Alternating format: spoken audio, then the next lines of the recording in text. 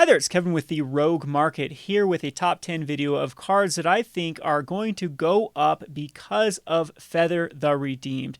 Now, before we get into the video, let me describe exactly what Feather the Redeemed does. This, of course, is for the Commander format. I do think this card has some interesting little combos for Modern as well as Standard. However, where I think the demand for this card is going to come from is inevitably going to be the EDH/Commander format. So Feather Redeemed is going to be coming out in War of the Sparks. It is 1 red and 2 white, has flying, is a 3/4, and whenever you cast an instant or sorcery spell that targets a creature you control, exile that card instead of putting it into your graveyard as it resolves. If you do, return it to your hand at the beginning of next end step. So this is a huge engine for a color combination that traditionally doesn't have a lot of good card draw engines, where you're going to be able to get a lot of resource out of the cards that you cast that target creatures. So any sort of heroic build or Monastery Mentor / Young Pyromancer build in, so red-white tokens, for example, is going to use Feather the Redeemed, I think, as the commander, as the go-to commander. There have been commanders in the past that have been the EDH general. This one is really going to overshadow or overtake them. So a lot of other people feel the same way. The Command Zone did an entire podcast on Feather the Redeemed, talking about how they think this is the best Boros general that's ever been printed. Usually Boros generals have been quite lackluster because most of them have either been Voltron or maybe a go wide attack damage type commander. This one is a lot more nuanced than that. It can definitely go either one of those strategies. You can definitely build a Voltron commander with Feather the Redeemed, or you could definitely go a go wide token strategy with Feather, and it is your engine and your enabler. So there have already been a few cards that have spiked up in price because of Feather Redeemed. The first one of being Aurelia's Fury. This card has gone all the way from $1 to the almost $8-9 mark, with the entire internet vendors out of stock, like Card Kingdom, etc. And then we also have Sunforger that has gone up even further from about $1 to about the $11.50. This one I think is going to have a tough time holding the price because it was a commander as well as a Modern Masters 2, as well as original Ravnica printing. But this video is not talking about the cards that have gone up because of the Feather. We are going to talk about cards that I think are still lagging behind and have a lot of potential to grow. So first of all, I'm very bullish on Feather.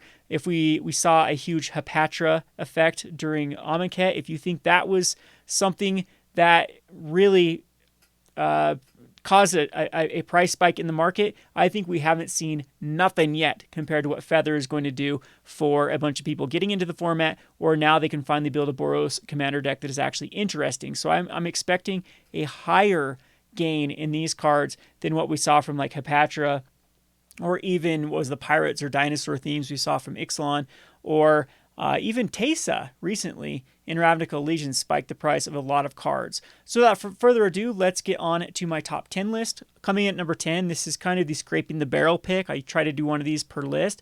This is a common that I think has the most potential going up. This is Psychotic Fury. The reason I'm saying that is the foils were bought out, and if you actually look around the internet of like the cool stuffs, the Card Kingdoms, the Channel Fireballs, the regular is bought up for Psychotic Fury. Now there is a ton of inventory out there on TCG Player and other venues. However, the price is starting to go up. This is bulk price, so you can go look at the bulk bins. This is exactly where I think you should get this card, is from the bulk bins of your local game store or other places that you can find cards that haven't been sorted as commons that might have a decent, at least sorted in each set, and then grab these out and pay like 10 or 15 cents a piece is what most stores do for the cards that are in their bulk. Target multicolor creature gains double strike and then draw a card. So this is an engine with Feather. As long as you have 2 mana, it reads draw a card. You just cast on each one of your opponent's turns and your turn. You're going to be drawing and filling up your hand. So again, the biggest sign is that the foils are completely out of stock for this card and going for a whopping $20. I think that the normal copy isn't far off by at least going up to about the 50 cent to $1 mark. You might see like the Card Kingdoms actually start to pay more than 5 cents for these. So you could actually see Card Kingdoms paying like 25 cents or above. Right now it looks like they have actually increased it to 10 cents a piece. So it was 5 cents not too long ago. The first time I look at it, they've already increased it to 10 cents. And I'm sure they're going to increase this even higher. as more people will want this card and demand this card, and they'll want to fill their inventory. So on to my number 9. This is just a card that I don't think really synergizes all that well with the... It actually has a nice curve, though, with the feather as the commander. But I think that this is just a card that the more red commanders are printed, the more this card is going to see play. And the supply is starting to dry up of this. This is Loyal Apprentice. We've seen some of these cards of yesteryear. The rarity on this is quite insignificant. I believe this was only in the one deck in the commander, so they might as well have printed this as a rare in Commander 2018. It was just an uncommon, so there are a ton of these out there. It's weird that sometimes these have this weird pricing that if Wizards would have made this a mythic, it would actually hold a higher price tag, but it was only an uncommon, and therefore it has this weird effect where people just view it as an uncommon, immediately put it for that 10 cents until the supply catches up to it. And Loyal Apprentice surprisingly sees the most amount of play for the cards of this Lieutenant effect, and it's because it's the easiest just to throw in a lot of the red decks. A lot of decks like Perforos as a commander likes the Loyal Apprentice, and Zada, Hedron Grinder is another one that comes to mind. Any other artifact deck that wants to give, like Duretti, that will give you targets to kill your artifacts to do something, will want this type of card. And I think the Feather is another card that's going to want Loyal Apprentice. Now, I've already found some combos with Feather and Loyal Apprentice. One of the cards is Wear Tear. Wear Tear allows you to destroy the Colorless Thopter artifact creature token if you actually... whatever the entwine version of the card is, I can't think of the splice or whatever on Wear Tear, where you can cast both ends of the card. You target the Loyal Apprentice token with the Tear or the Wear part, and then you can destroy with Tear any sort of enchantment. We all know that Tear, let's just look up Wear Tear here for a second for Goldfish. We all know that where enchantments are very, very important in EDH, and this is going to be a really good targeted removal spell to get rid of those enchantments. Again, this is an instant, so if you have other artifacts that want to die, you can target those, destroying those, and then destroying an enchantment. It ends up being a 3-mana destroy an enchantment type of effect. So another one that I saw would work well with this is Release the Gremlins. Artifacts are also very, very important in Commander, so Release the Gremlins also synergizes with this sort of effect. So you destroy the Loyal Apprentice token, and then you can actually destroy one of your opponent's cards as well. And this isn't just like Release the Gremlins only. This is any sort of effect that destroys multiple artifacts, and you have to actually target them individually. I'm thinking there was one that came out after Release the Gremlins in the next set in Amonkhet. I can't think of the card at the moment, but it's just X and red. That's another good card that synergizes with the Loyal Apprentice. So I think when people actually identify these combos, they're going to want to pick up Loyal Apprentice for the Feather deck. And again, this card is really static based upon its rarity, which is uncommon, which is kind of pointless in the scope of things, because Loyal Apprentice is it's basically the same supply out there from Commander 2018, which is drying up. And again, this one sees a lot of play in various other decks. So I like the Loyal Apprentice at the price point. It's still available in most of the vendors. It's going to take a while for this one to be outstretched, and that's why it's at my number 9.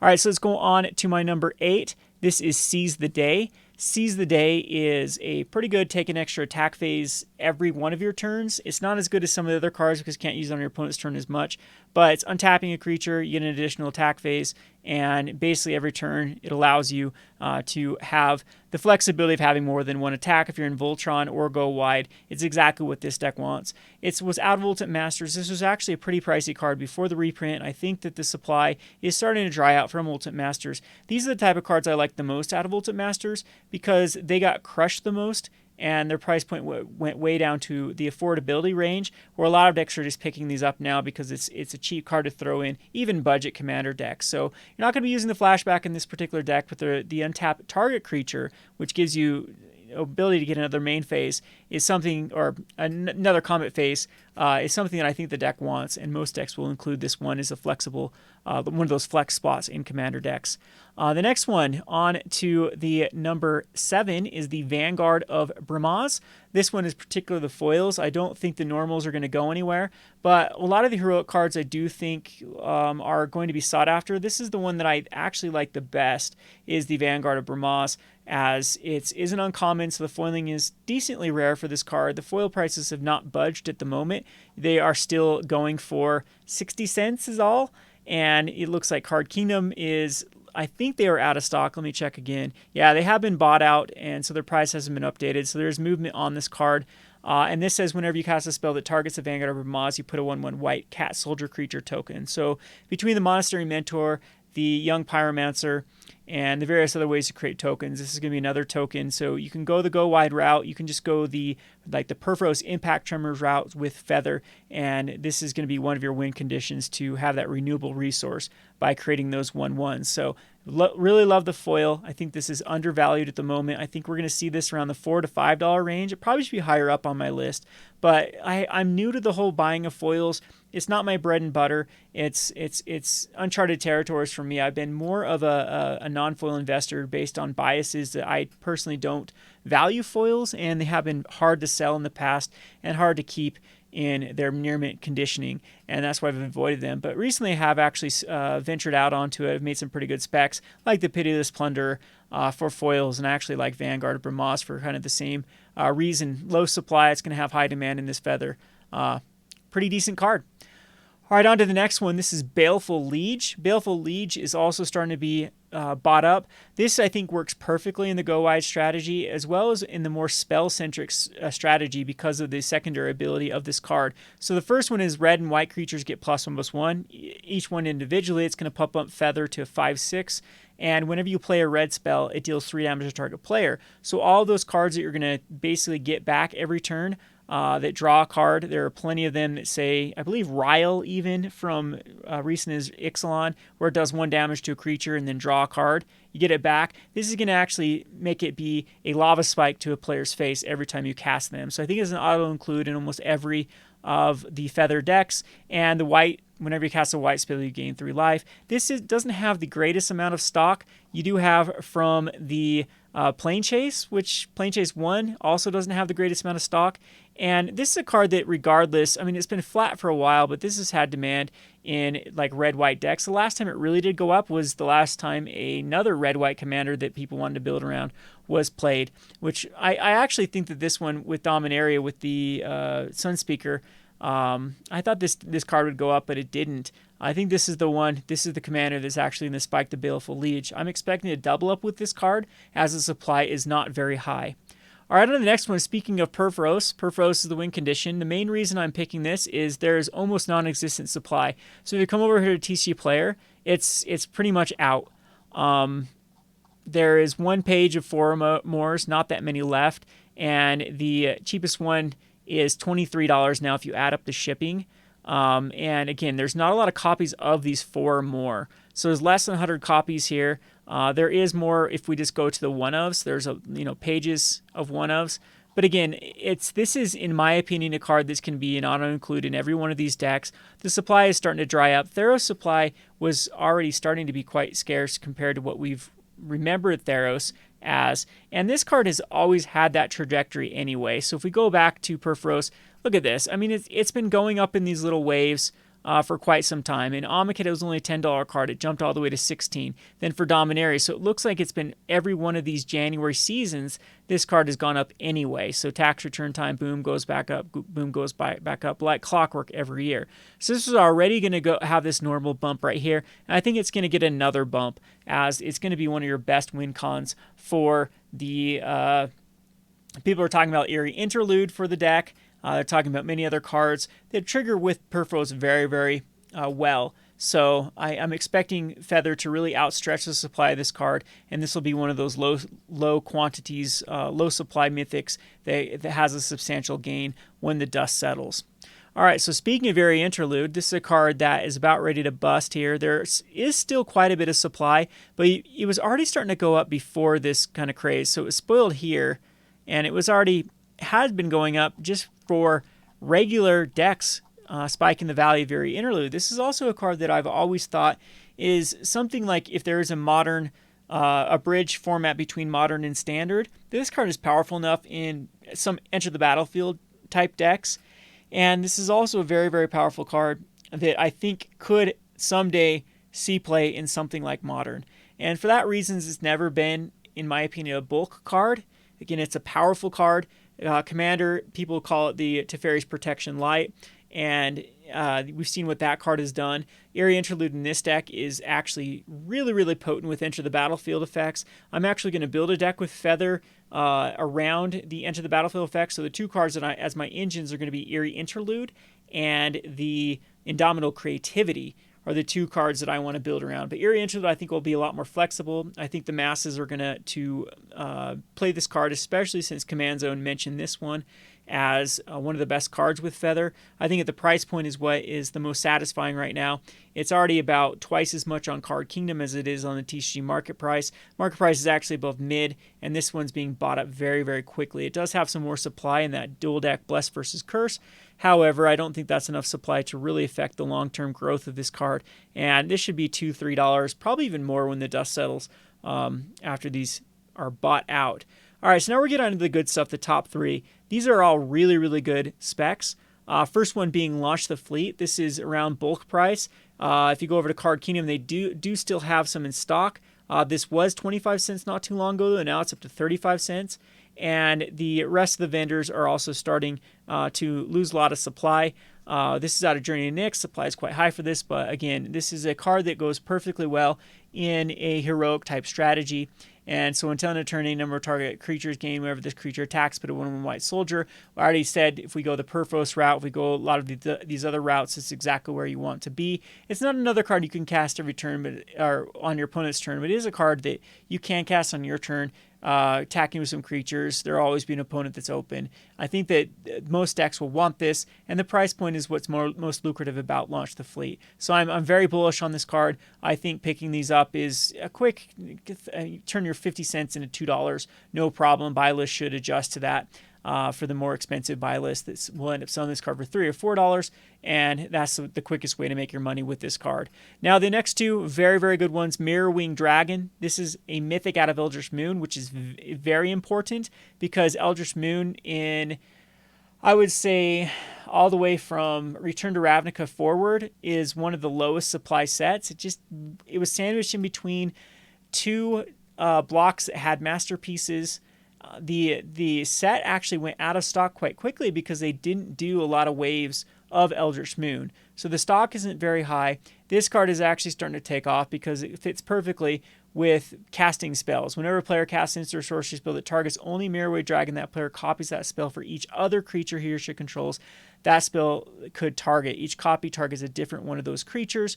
And so all those draw type cards like the Defiant Strikes, like the Shelters, like all the Riles or those things are going to draw you a ton of cards with Mirrorwing Dragon. So I have a hard time seeing any deck not include this in the Feather decks, as it just has so much synergy with most of the duck cards that come to mind. This is a $1 mythic. Let that sink in. This is a $1 mythic from not too long ago, but this is the low supply set. We've seen cards like this, like the Gitrog Monster, just go through the roof when they saw play in the Lord Windgrace deck. So I'm expecting Mirrorwing Dragon to be, probably between the $5 and $6 mark when the dust settles. It could be even higher, 7, 8. I could even see this going all the way to 10 if what happens with Commander just exploding after the natural pathway of people getting bored of Arena, wanting to step into they love brewing Magic, but Arena is just not a great place for that. So let's try Paper Magic, and I think that it's gonna result in a lot of people playing Commander, and this is going to be their introductory Commander.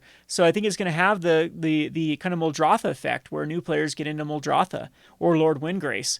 But anyway, great card, great pickup.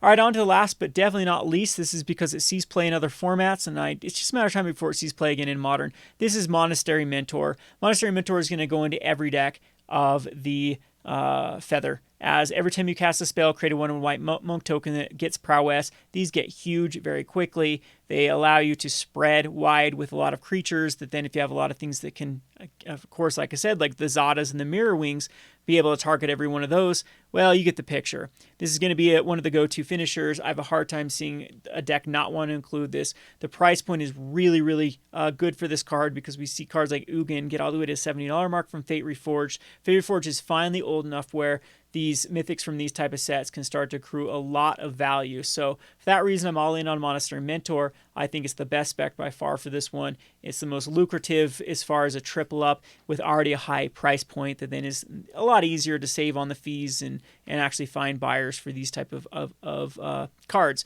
This has seen a lot of legacy. It's even seen vintage in the past, and I think this is very modern playable. So anyway, those are my picks for the top cards from the Feather. I'm sure I've missed some. The thing is, like, this deck can be built on a budget. There are other cards that, like Vidalcan Orrery, people have talked about going crazy, that already has a very, very high price point, which I think isn't as lucrative. I mean, a double up from 30 to 60 is basically the same as buying, 10 $3 cards and having them go to $6. I know it's a little bit more legwork to sell those, but money-wise, I think it's a lot more likely that a $3 card hits $6 than a $30 card hits $60 because of one commander. Anyway, I hope you enjoyed this video. If I missed out on any specs, be sure to put them in the comment section. If you are wondering about the Rogue Fantasy portfolio, we are still working out the kinks. I'm going to be showcasing those. We haven't forgot about that. All the submissions were in by March 31st, and now we are going to see how people do. Remember, June will be the day we will crown the Fantasy Finance portfolio winner, and that person will receive a Battle Bond box. So anyway, I hope you enjoyed this video and be looking forward to those Fantasy Finance videos. Thanks for watching.